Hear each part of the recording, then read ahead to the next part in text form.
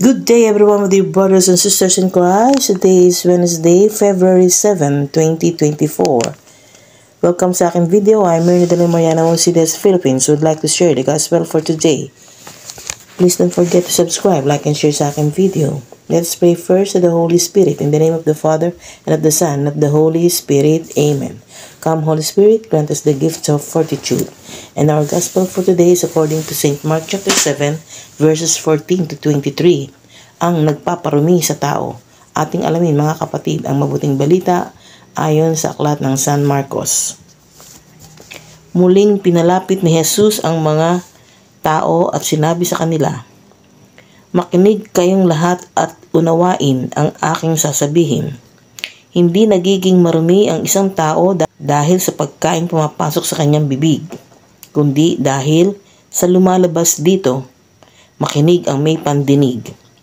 Iniwan ni Jesus ang mga tao at nang makapasok na siya sa bahay, siya'y tinanong ng kanyang mga alagad tungkol sa talinghaga.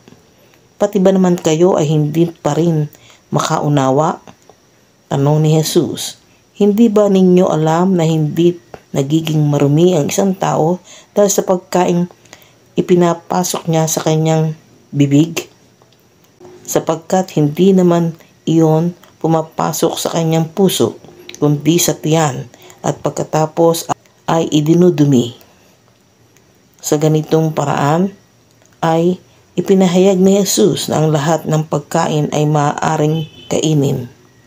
At sinabi rin niya, ang lumalabas sa tao ay nagpaparami sa kanya sa paningin ng Diyos, sapagkat sa loob, sa puso ng tao nagmumula ang masasamang isipang nag-uudyok sa kanya upang makiapid, magnakaw, pumatay, mangalunya, mag-imbot, gumawa ng kasamaan tulad ng pandaraya, kahalayan, pagkainggit, paninirang puri, pagmamayabang, at kahangalan. Ang lahat ng masasamang bagay na ito ay nanggagaling sa puso, at dahil sa mga ito ay nagiging marumi ang tao. Ang mabuting balita ng Panginoon. Pinupuri ka namin, Panginoon Jesucristo. Let us pause for a while and let us pray. God our Savior, hear our prayer. Help us to follow the light and live the truth. In you we have been born again as sons and daughters of light.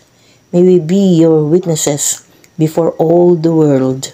We ask this through our Lord Jesus Christ, your Son, who lives and reigns with you and the Holy Spirit, one God forever and ever. Amen. God bless us all.